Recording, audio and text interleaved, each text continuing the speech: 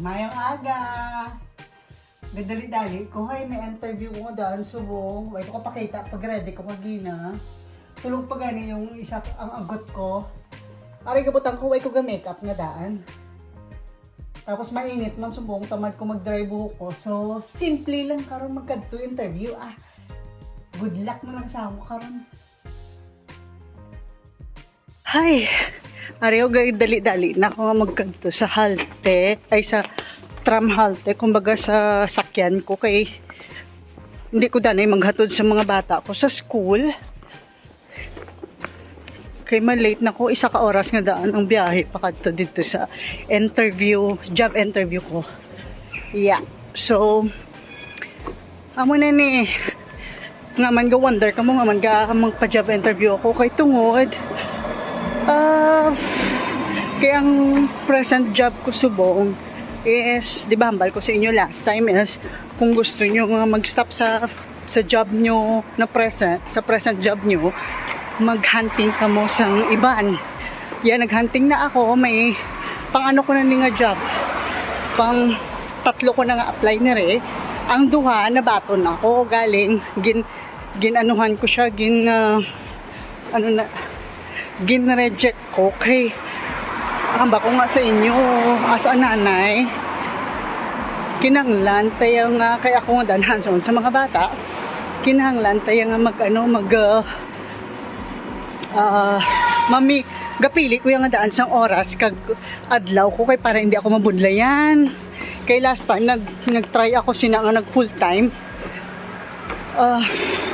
nagbayad ako sang daycare, which is ang late ko na lang na-realize tungkol sa excited ko nga mag-work nga daw halos 1/4 1/2 sang sahod ko nakadto lang sa childcare, which is lugi ako kay kumbaga daw nag-work ka lang para bayad mo sa childcare, diba?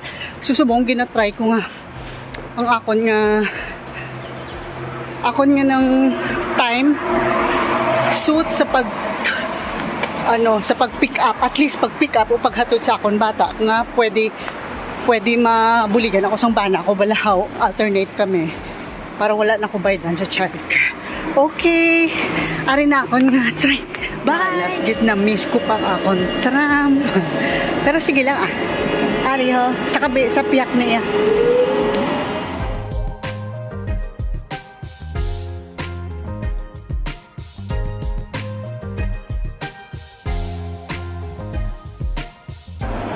Hi!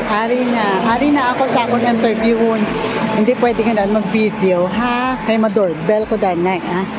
Okay, mga Iloy, bye-bye. Siling nila, ang interview ko is 9 o'clock. Nagdali-dali man ako. Time check subong is 8:40. And then, tingala ko man na doorbell, ako nga doorbell sa opisina. Diyos ko po! Chinek ko ang oras ng pag-open ng opisina is 10 o'clock. My goodness. Frustrating. Pero amo ginayakin sa akong gusto mo. Kasi normally, ang opisina start sang 10 o'clock. Sang 9 o'clock. 8:45 actually. Pero sa ila is 10 o'clock sila nag-umpisa. Ay na, ingit ko. I am bot. Tataan ko daw nami. Daw ko anong balahaw. Daw nami Hello. Ari man ko dige hapon mga momsi sa applyan ko. Bala nyo istorya lang muna ingit ko.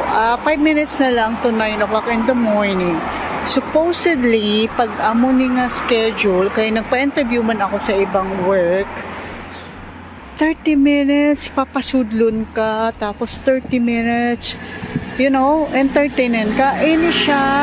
Ini-applyan ko nga hindi ko gustong mag-say anything, but first time na nag-apply ako na maaga, gimbiling ko pa bata ako lang nga hindi ko makahatod kaya tungod maaga ko wala ka balagay na entertain about Diyos ko ma-walk out. Sorry, high blood lang ko siguro. Hindi ko high blood, low blood ko, pero first time ko maka-encounter sa amuning nga opisina. Thank you.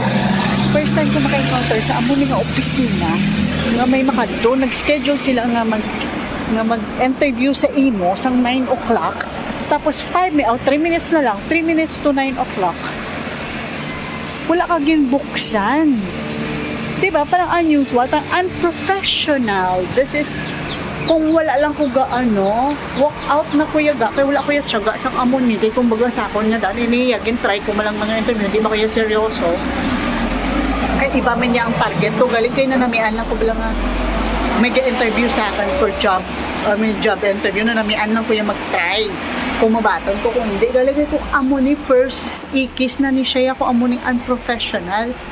Diba? 9 o'clock appointment mo, 3 minutes or 2 minutes na lang to 9 o'clock. Hindi ka pagpasudlon. Nga ka 3 beses na ako nag-doorbell, nagsiling na ako na I came for the interview, job interview. But nobody entertain you. Nobody parang, I don't know kung ano ang tawag dito. Abot embassy ni siyang daan. Nag-work man ko sa embassy sa una 2 times. Pero they're all professional. Ari lang ang first time na not. Sorry, I don't like this. Natapos din ang interview. Well, kind of, I don't really feel, yeah. Hindi ko masyado. Kay kisahara, di ba? Daw, kung nga mag-interview. Pero kung amo ni siya, no, not for me. Siguro, ambot, kay siling ko as a fresh graduate, pwede ka mag-tiyaga, diba? Pero, may workman ko as present work ako, so, at the moment, may araman ko nga work, so, kumbaga sa akin, if I get a choice lang naman, nga makapasa diri sa job interview. Yan. So, something ma-feel. Ako nga daang pili ko. Kaysa ako niya, hindi ko man need nga mag-work. Pero amo ni neighborhood nila. Hindi ko mag-need mag-work. So, nag-try lang git ko sa job interview nga ni. It went well. But, hindi ko feel ang invitation nga dirigid ko nga mag-work. Pero hope for the best. Okay? Sumong galakat na ko pa kadto sa tram halte para mag-uli sa balay. Kaya ang isa nga work ko, kaya part-time ako nga daan, basta may ang mga bata sa school. Ang isa ka work ko is gin-cancel ko na tungod dire. But hello! Ayan, ang Central Station ng The Hague. Ari mapuli na lang ko kay tapos naman na interview, tapos gintagwan ko ako ng miga ng taga Davao, may kapid na siya, may kapid ang iyang subang nakabat siyang ako nga kaduwa nga bata. Gintagwan ko siya kaya bako total nami magkaon sang tag-ilinit subong, bako ti nami magkaon sang isda, so mas okay nga magkwanta mas okay nga magbakal ta isda sa fresh, sa wet market. Kumbaga parang doon sa palengke, wet market ang tawag na diri kung hindi ka magkadto sa mga grocery store. Subong gyud lang adlaw do ka malas gid sa akon mo. Man gid malas, okay siya. Gali kay subong, di ba sila ko sa inyo kaginat, gintagong ko friend ko para magkadto kami sa wet market. Excited na sana siya, kay updan ko, kay subong lang siya makagwa mo. Galing yung tagwan ako subong sa dentist nga may appointment ko no ako. Normally dire pag nag-appointment ikaw, pag i-appointment ka nila kay dental check-up, gina-inform ka nila a week before or 2 days before. So hindi nga lalaki, katatlo niya na ginaobra nga permi na siya gatawag sa amon nga permi last minute nga baya may appointment ka amon ni baka wala ko yung ka-receive sang any message nga may appointment ako subong. Kabala hindi gina-insist niya, balang ko ni kilala ko ng lalaki nga ni daw may ara ganyan nga dugag-gugag-gublaw. So sabi niya insist niya git. Bako te sige po makahabol pa ko kay ari ko di sa Central Station on the way home. Amaya sige makahabol ka pa mga pila ka minutes. Bako mga 10 minutes ako makaabot da. Amaya sige. So gin-cancel to friend ko. Tapos gin-check ko ako ni email. Gin-check ko nga ako na normal message, wala gid siya text sa akon, wala attempt. Hambal nila ang Ilongga malambing, ako ya high blood ko. Kung ako ya mag-ingit ya, ang lambing ko ya, gabi saya na yaga. Maning, ambot ko maningkit ko. Istoryahon ko lang ang dentist. Istoryahon ko gidya nga wala ko't na-receive nga any confirmation or any appointment nga kinanglan ko magkadto sa Tandaws. Ireklamo ko siya sa iya, boss. Kay 3 beses niya na ginaubra sa amon. Mayo gani, wala na ko ubra. Kag maayo to.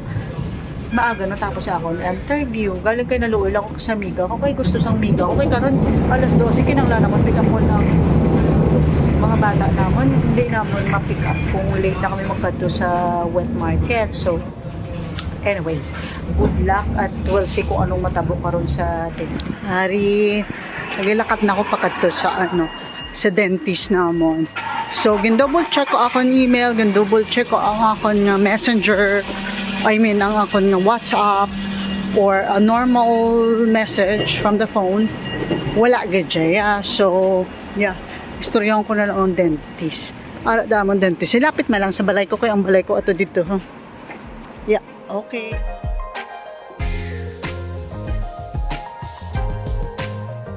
Over kagabi tapos maobra ko kape nga butangan ko sinyo. Nami ni siya mo. Okay. Kaon ko danay ha, ma-brunch ko danay. Tapos ari ang inugla ko takaron to sa tinapay. Onion, bell pepper. Pare, nagbaka lang ko kay wala dito na juicy. Chipolata hotdog. Well, yung kifile, what's that? Kifile, ano ba yung kifile lang? Basta mo niyo ang manok balahaw. Tapos, are, butangan ta ni kukrum. Do cream na siya. Tapos, amo ni ang ko kagina. Ginkuha to sa tinapay. Bala kagina. I-mash ko ni. Kay karon ko sa inyo kung paano magluto. Subong makapik ko gali ang garlic kag onion. Nalipat ako kagina. Tapos gibutangan ko na ang manok. Wala ko gani gamay, dapat slice ko gamay para tapos magbutang ko sa bread karon. Pero anyways, okay lang na. Soy sauce na gamay lang. Halo-halo.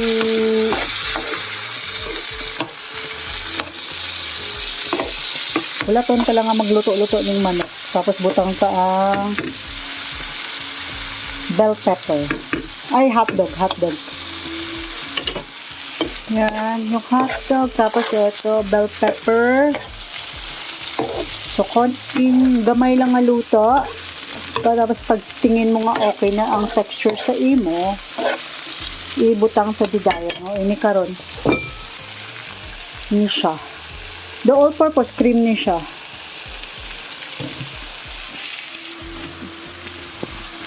Ito, lalagay na natin siya. Shinake ko muna to bago ilagay.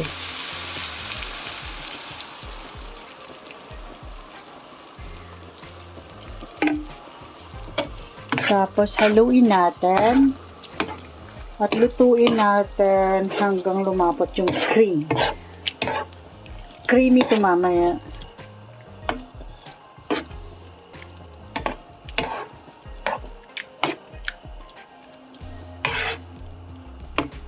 Lutuin lang natin cream mga 5 minutes. Okay, eto na. Medyo malapot na. Ito yung gusto ko consistency niya. Ito yung gusto ko na nalapot. Ito siya. Consistency. O yun. Amo ni ako nga gusto nga lapot to nan. Susubong, pati yung tanan eh. Tapos, ibutang tanan siya diri ho. Eto, ariyo, nabutang ko na siya. Tapos, sprayhan ta sang butangan ta cheese on top. Tapos i-cook to ni sa oven for about, kasi mga bata ko nga daw gusto ginaya basta damo-damo nga cheese. Kay daw pizza, may hilingan daw sila sa pizza. Gano'n kay daw not healthy pizza. Pero amo lang ni akon. Ini nga video, although giniba ko ang mga iba niya ingredients, mga seasoning. Nakita ko ni sa isa ka YouTuber, nalipat ko, Ilocana din siya ata. Nakita ko siya. Kay gaubra siya, cook siya sa isa ka family nga Arabic. So, this is it. Although ginagamit ko, halal man ni tanan. Except sa pizza ata. O, hindi ni siya halal. Ay, sa cheese. Na, tapos i-cook lang ni siya 15 minutes karon. I-ready ko lang siya sa oven. Ready ko lang siya sa oven naman. Para hindi siya magdikit kay kaginawa ko naging butangan. Sprayan ko lang. Para hindi siya magdikit sa sa wala ko digin ko na gina. Bis ka na nung oil pwede man, pero ako kay kami gagamit yung mga high blood kag na kami dire. So oil of oil, tapos coconut oil ang ginagamit ko. Mahal siya, pero sige lang. Kisama lang. Kisama lang ko galuto kung may mantika. Nan.